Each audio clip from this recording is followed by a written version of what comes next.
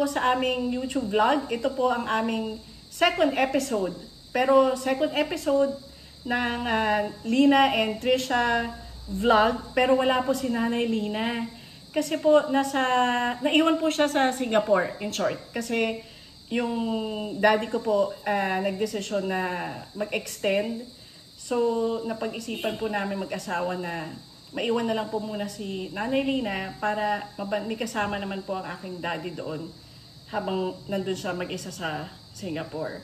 So, pero kailangan po rin natin pa rin magluto kasi nagre-request naman ang aking pinsan na nasa Amerika paano gumawa ng sinigang.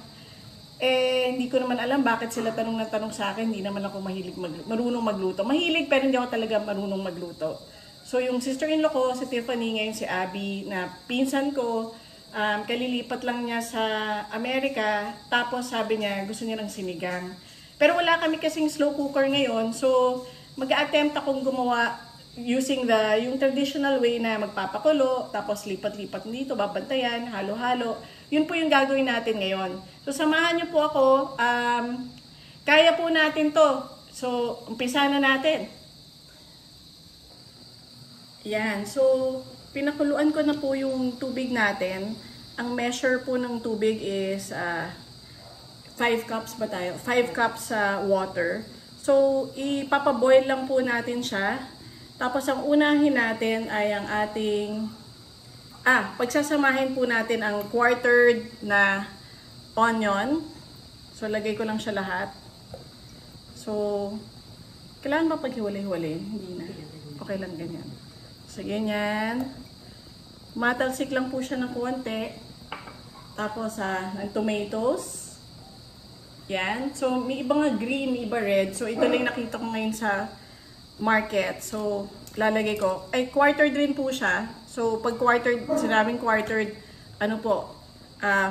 Kakat po natin siya ng 4. Tapos nun, haluin lang po natin siya ng konti.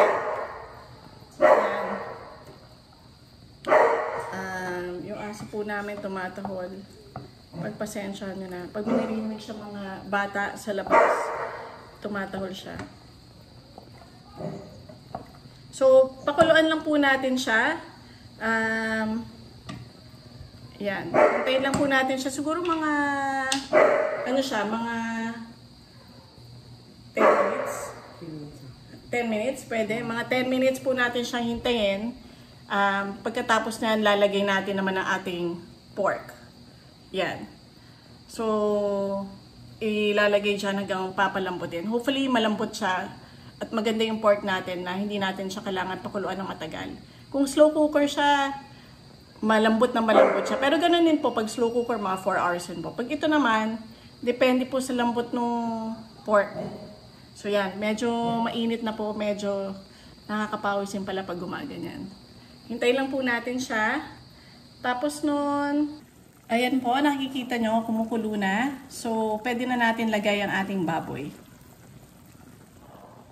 So, lagay po natin lahat. Actually, 1 kilo po ng baboy yung binili ko. Kaya lang, nabawasan to kasi habang pinuputol ko siya, habang hihiwa ko siya, ang daming taba. Yun pala yung pag liempo ang binili mo, puro taba. Minsan kasi ang binibili ko, sinigang pork ribs. Pero ngayon, ang nabili ko, liempo. So, ganun po. So, ngayon hahaluin na lang natin siya. Lakasan natin ng konti yung apoy. Na-off ko. Teka. Lagyan natin ng apoy. Teka lang, na-off ko. Paano ba? Lipat tayo sa isa. Ayun. So, balik. So, yan. So, haluin ko siya muna. Kanya-kanya naman yan eh. Kung iba naman gusto ng pork ribs. Ano pa ba? Liempo. Kasim. Ano pa ba iba? Mga ribs. Yun, ribs. So, depende. Tapos, pag kinakat mo siya ng malaki, okay lang yan kasi pag kumukulo, paliit siya ng paliit. So, lumiliit. So, don't be deceived. Nakala nyo, ay, lalaki ng mga hiwa ko. Hindi, kasi liliit pa po siya. Usually, ba kinisin na slow cooker to? Hindi naman, no? Basta na lang. Huwag masyadong malakas. Huwag masyadong malakas. Slow, pressure. Hindi na kailangan lang to ng pressure cooker. So, hintayin lang po natin siyang pakuluin. Mabilis lang naman yan. So, hintayin lang po natin siyang kumulo. Tapos, ilalagay na natin yung ating mga gulay na okra, yun nga, itong sitaw, kangkong. Pero, una sa lahat, ito muna pala. Ito muna ilalagay natin yung sinigang mix natin. Ito yung ginagamit namin. Pero kung minsan may binibili rin kami mamasitas na sa bote. Depende sa grocery store kasi kung minsan meron. Pag itong grocery store, dun sa all day supermarket, meron yon or hypermart, meron nung bote ng mamasitas na kalamansi, ano ba to? Sampalok talaga.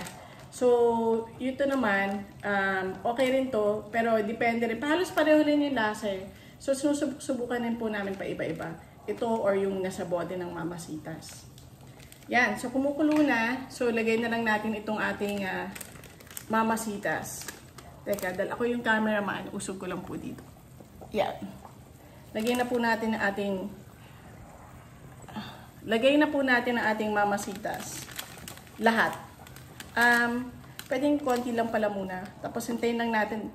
Lasahan na lang po natin muna kung tama yung asim natin. So, ngayon, may natira pa akong siguro mga 1/4. So, hintayin ko muna to. I-fold ko na muna. Ilagay ko lang siya. Ilagay ko sa tabi. Tapos hanggang lasahan ko mamaya.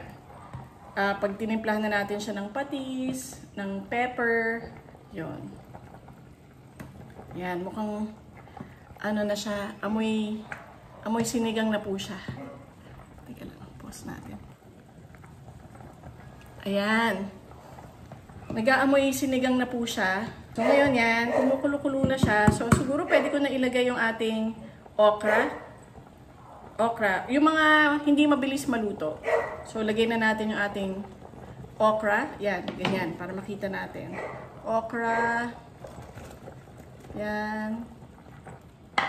Tapos lagay natin ang ating eggplant. Bus-bus lang po yan, para tayo nag-assemble lang. Talagang importante yung sinasabi ni Nanay Lina na bago ka magluto, make sure mo na handa na lahat, naka-prepare na, nakahiwa na, nandito na. Kasi usually pag ako po nagluluto, para kung paikot-ikot ako dito sa bahay, paikot-ikot ako. Kuha ko dyan, punta ako dyan. So, pag ganito pala, napaka-relax magluto.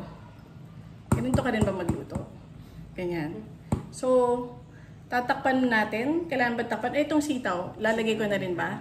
So, lagay ko na rin itong sitaw. Mamaya ko nalalagay itong sili natin na pangsigang. Mamaya na. Kasi pag na-overcook to, yung mga, ang tawag doon, yung mga seeds niya, mapupunta dito, tapos magiging maanghang na. Ako, gusto ko talaga na maanghang. Kaya lang, syempre, pag iba yung kakain, magiging maanghang na lang talaga itong sinigang. Ay, mamaya pala. Magiging maanghang na ating sinigang.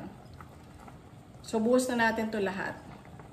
Yan, pag ganyan. Para nakikita natin sa camera. Yan. Ganda. So, ngayon po, kailangan po natin lagyan ng patis at pepper. Iba ba asin ang nilalagay? O talagang dapat patis? So, lagyan natin siya ng pepper. Ground pepper. Yan, ground pepper. Tapos, patis. Lagyan natin. Teka. Hugas mo, mapunas lang ako at baka ako sipunin. Tapos, patis. Lagyan natin siya ng patis. Hindi ko na po may measure na, pero tansya-tansya ko lang naman to. Parang feeling ko ganyan-ganyan. Mga 2-3 squirts. Yan. So, haluin na natin.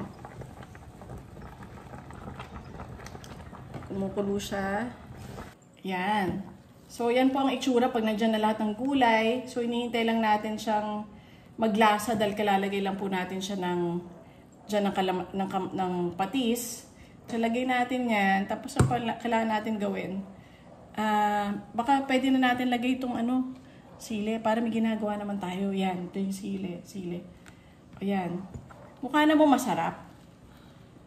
Feeling ko masarap. Ayan, tikman ko na pala. Sinabi ko pala kailangan ko siyang tikman. So, tikman natin siya. Dito. Ganyan pa rin. Para, wait. Lagay natin dito.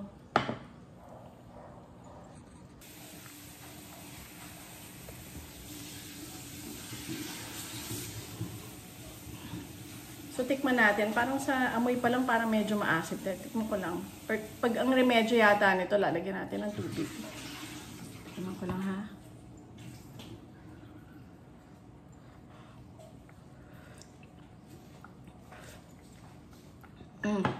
Parang tama na pag 5 cups, lahat to ilalagay. Walang asim. So, kailangan natin lagyan ng... Ubusin pala talaga to, huwag nang tipirin. Kasi ganun rin. Pag naiwan mo rin to, wala ka rin gagawin dun sa paggagamitan ng konti lang. So, lagay na natin siya. Pero, sure ako okay na to. Hindi ko na kailangan tikman. Tapos noon, lalagyan ko ulit ng patis dahil kulang pa siya ng patis. So, mga 2 squirts pa. Pero pepper, okay na siya. Tapos ngayon, yan, dahil medyo patapos na tayo, lalagyan na natin siya ng kangkong. Charat! Yan ang start. Pag walang kangkong, walang sinigang. Yan, kailangan yan. Lagay ko na lahat. Nugasan ka, ganyan. So, buso natin siya. Ay, pero yung iba, pag siniserve nila, pagkalagay ng kangkong, ano mga gulay, hinihiwalay, di ba? So, linalagay sa lahat ng gulay sa isang plate para hindi overcook. Pero, dahil akong gumagawa, sama-sama na lang siya lahat. At masarap pa rin naman siya. Yan. Saran! Okay! Almost done! So, hintayin lang po natin maluto yung... Actually, pwede ko nang patayin. Tapos nun, pwede na natin siyang tikman.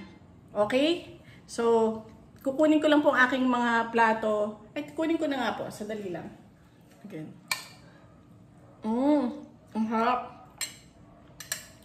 Ang init. Mainit.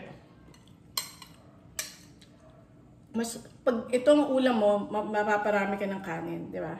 So, kain ka ng kanin. So, yan. Tapos maglalagay ka pa ng patis.